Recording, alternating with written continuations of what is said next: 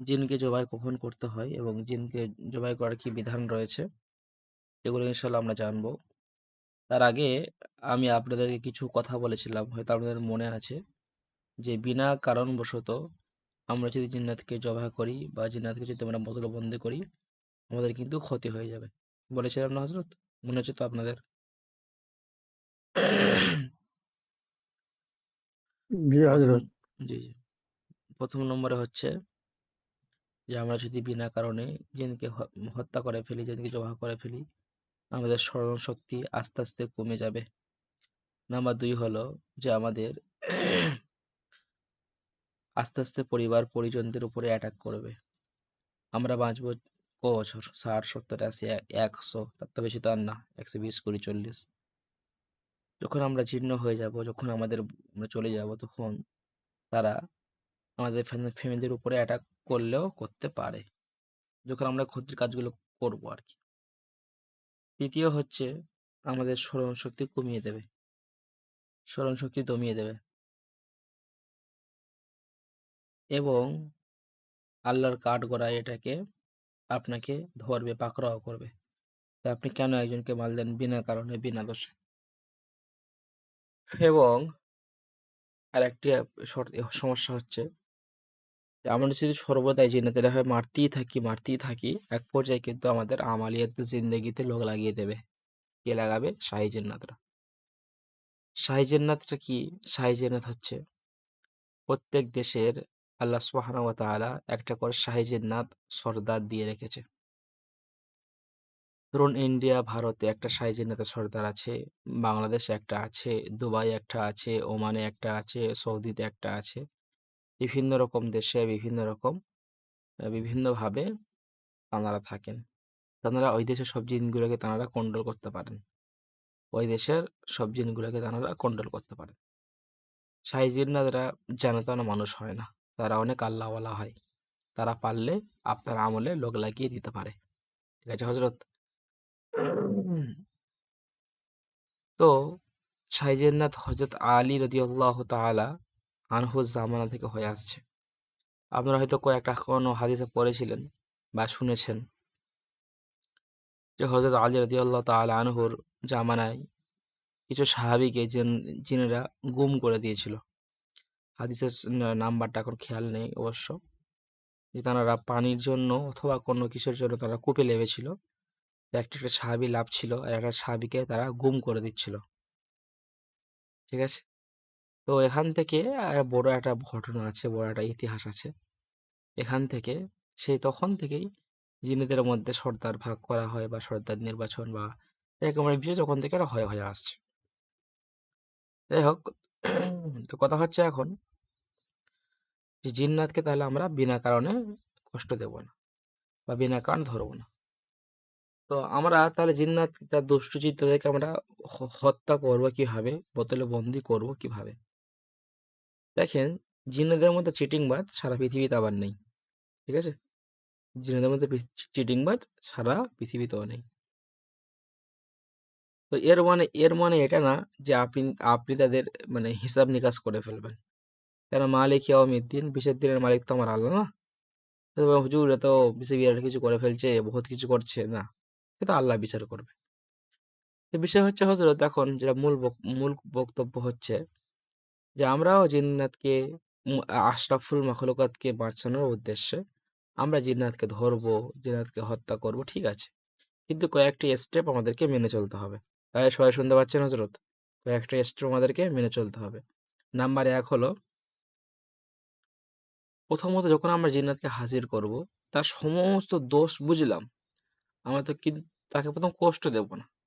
তার কতদূর দৌড় আছে সে দৌড়াক, তার ক্ষমতা, তার এই তার তাই, তার হ্যান ত্যান, সে বিরাট যা করার করে নিক। আপনার প্রথম কাজ হলো তার জাদুগুলোকে নষ্ট করা, তার জাদুর যে শক্তিগুলোকে কেড়ে নেওয়া। নেটওয়ার্কের মধ্যে থাকলে নেটওয়ার্ককে বিচ্ছিন্ন করা, এগুলো সব শিখিয়েছি আপনাদেরকে। নেটওয়ার্ক বিচ্ছিন্ন করা। এরপরে কাজ হচ্ছে যে আপনি কারোর বাড়িতে, আপনি স্কুলে কারোর সাথে মারপিট করেছেন, তো মাস্টার কি করে? মাস্টার কি আপনাকে কি মেরে কি জবাই করে ফেলে দেয়? বলেন, মাস্টারের কাজ কি? ধরুন আপনার ছেলে 7-8-এ পড়ে। তো আপনার ছেলে এখন মাস্টারকে এখন কি করেছে, মাস্টারের গালে একটা থাপ্পড় মেরে দিয়েছে। তো মাস্টার কি করবে? ওকে ছুরি এনে কি জবাই করে মেরে দেবে? বলেন, মাস্টার কি করবে? গার্জেন ডাকবে, গার্জেন কল করবে, মিটিং করবে, মিছিল করবে, বহু ব্যাপার আছে, শাস্তি দেবে, পুলিশে দেবে, এরকম করে না, নাকি না মেরে দেবে? তো কি করবে মাস্টার? মাস্টার তার গার্জেনকে ডাকবে। এখানেও সেম ভাবে সেই আমরা তার গার্জেনের কাছে আগে যাব, এ তোমার সন্তান এই করেছে।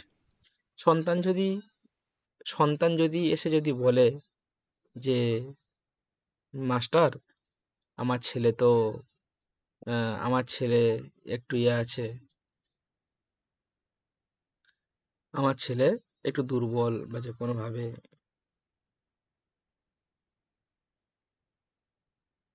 আমার ছেলে দুর্বল, বা ভুল করে কষ্ট দিয়ে ফেলেছে, তাকে ক্ষমা করে দিন আল্লাহর হস্তে, বা তার জন্য আমি খুব অনুতপ্ত, বা পরবর্তী কখনো হবে না, আমাকে একবার সুযোগ দেন, এই যে কাকুতি মিনতি যদি করে, বা ছেলে যদি নিজে যে দায়িত্ব নেয়, তখন মাস্টার কি করে? মাস্টার এক পর্যায়ে একটা অনুতপ্ত হয়ে ঠিক আছে চলো, বাচ্চা ছেলে করে ফেলেছে। আর ওই বাবা মা যদি বলেন হ্যাঁ আমার ছেলে যা করেছে ঠিক করেছে, আমার ছেলে ভালো করেছে, আমার ছেলে আমার মতো চলবে, আমার ছেলে যা পারে তাই করবে, এরকম যখন বলবে, কিন্তু আমার কি করবে? তাকেও মাস্টার ধরে কি করবে? বাঁধবে। আমরা সেম ভাবে করবো। যিনি যদি এরকম বলে, তাকে আমরা বন্দি করে ফেলবো। আমরা তার বাম্মাকে ডাকবো, বাম্মা যদি আসলো ভালো, না যদি আসলো, আমরা তাকে বন্দি করে ফেলবো। ঠিক আছে না হজরত?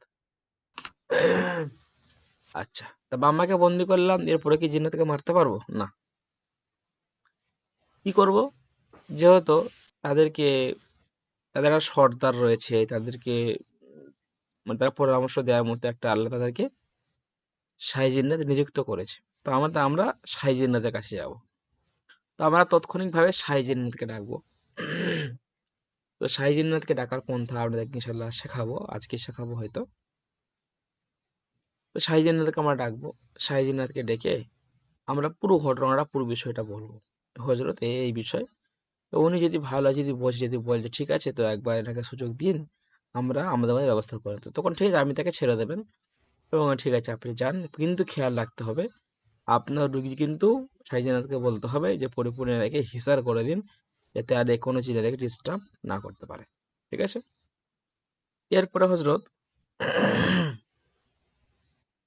সাইজেন্নাথ যদি বলে যে ঠিক আছে চলো, এ অনেক বিয়াদব, কয়েকটা হুজুরের কাছে এরকম করেছে, ওয়াদা খিলাফ করেছে, অথবা এ আমাদের কাছে খুব বাজে একটা মানুষ, বাজে একটি লোক, এর আগে অনেক কুফরি করেছে, বা আমরা তাকে বার করে দিয়েছি আমাদের অঞ্চল থেকে, বা আমাদের জায়গা থেকে, তো আপনার ইচ্ছা আপনি করেন।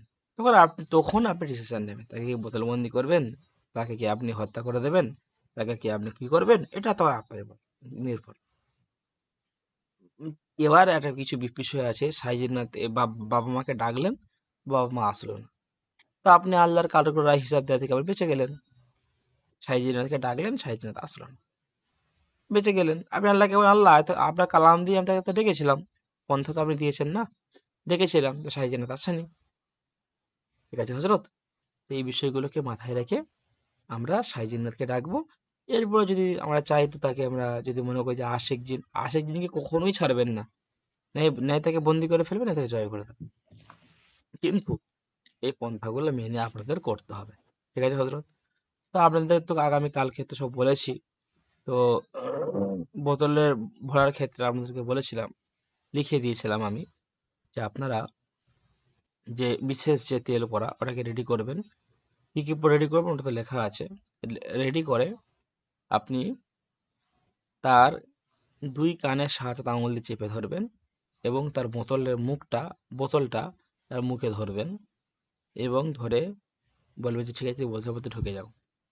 দিয়ে আপনি সে ঢুকতে হুজুর চাইবে না। মুখের ভিতরে সে ঢোকাবো? সে হ্যাঁ, বোতলটা মুখের ভিতরে ঢোকাবেন। এরপরে আপনি তার পিঠে হালকা শুধু হালকা মুখের মারতে ভিতরে থাকবেন। সামনে তার পিঠে হালকা হালকা মারতে থাকবেন আর পড়তে থাকবেন, ও খরুজ আসসালামু ইয়া আলাইকুম। আদবুল্লাহ, ও খরুজ ইয়া আদবুল্লাহ, লানাতুল্লাহি ওয়াল মালাইকাতি ওয়ান নাসি আজমাইন, যেটা আপনাদেরকে লিখে দেওয়া হয়েছে। কয়েক মিনিটের মধ্যে জিন বোতলের মধ্যে ঢুকে আসবে, এবং রুগী বেহুশ হয়ে পড়ে যাবে। ওখানে ইনশাআল্লাহ আমরা বোতলের মুখটা বন্ধ করে দেবে। ঠিক আছে হযরত? দ্বিতীয় আমল আপনাদের ছিল জিন্নাতকে জবাই করা। জিন্নাতকে জবাই করার জন্য আপনাদেরকে আমি বলব,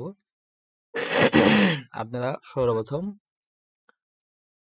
তলোয়ার তৈরি করে নেবেন। আপনার হাতটাকে তলোয়ার তৈরি করে নেবেন। তৈরি করার যে দুটো আয়াত বলেছি, ওই দুটো আয়াত আপনারা পড়বেন। পড়ে নিয়ে আপনারা হাতে ফু দিতে থাকবেন আর বাম হাত দিয়ে ডান হাতটা ঘষতে থাকবেন। এরপরে আপনার যখন রেডি হয়ে যাবে, তখন আপনি জিনকে একটু ভয় দেখাবেন যে, বলো তুমি কি যাবে নাকি আমি তোমাকে চালিয়ে দেবো, বা তুমি কি শর্তগুলোকে মানবে কিনা, যেটা আপনার ইচ্ছা। এরপরে আপনি আল্লাহর কাছে বলবেন, আল্লাহ, তোমার পবিত্র কালামুল শরীফের শক্তিতে আমি একে অনেক ভালো করার চেষ্টা করেছি, অনেক শাস্তি দিয়েছি, বাবা মাকে ডেকেছি, সাইজিনাথকে ডেকেছি, চলে যাওয়ার প্রস্তাব দিয়েছি, ভালো হওয়ার প্রস্তাব দিয়েছি, কোনো কথা আল্লাহ শোনে নাই। আল্লাহ, তোমার পবিত্র কালামুল শরীফের শক্তিতে আশরাফুল মখলুকত আশরাফুল মখলুকতকে বাঁচানোর উদ্দেশ্যে, তাকে শিফা দেওয়ার উদ্দেশ্যে, শিফা দেওয়া মানে আল্লাহ তুমি, এই জিনটাকে আমি জবাই করছি। এই শয়তান জিন্নাত, এই আহ জাদুকর জিন্নাতকে আল্লাহ আপনি শেষ করে দিন। যে বিসমিল্লাহি আল্লাহু আকবার বলে আপনি জোরে একটা ছুরি চালিয়ে দেবেন। ইনশাআল্লাহ সে তৎক্ষণাৎভাবে কেটে যাবে এবং ওই জিন পালিয়ে যাবে, রোগী ইনশাআল্লাহ সুস্থ হয়ে যাবে। ঠিক আছে হযরত? হ্যাঁ, কাটার কিন্তু প্রসেস আছে। যেমন তার কাটলে কিন্তু জিন পালিয়ে যাবে। আমার এই যে করে শেষ করতে পারবে না। ফার্স্ট কাটতে হবে কণ্ঠনালী, সেকেন্ড কাটতে হবে শ্বাসনালী এবং খাদ্যনালী, দ্বিতীয় কাটতে হবে ২ হাতের কবজি, তৃতীয় কাটতে হবে পায়ের নিচের, পায়ের নিচের যে টাকনুর নিচের যে একটা যে শিরা আছে, ওই শিরাটা কাটবো। ঠিক আছে? এরপরে আমার শাহাদাত আঙুল নিয়ে বিসমিল্লাহ আল্লাহু আকবার বলে দূর থেকে এরকম ক্রস চিহ্ন মেরে মেরে আমরা তাকে ফু দেবো এবং আমার তাকে তার ২ কানে ফু দেবো এবং তার মাথা যে আছে না, এই মাথার মধ্যে এরকম ৪ ভাগ করে এরকম ভাজা মাথা থাকবে। এতে ইনশাআল্লাহ জিন্নাত একেবারে মধ্যে বিদায় নেবে। ঠিক আছে হযরত? সবাই বুঝতে পেরেছেন? কালকের আমলটা সুন্দর করে বুঝিয়ে দিলাম।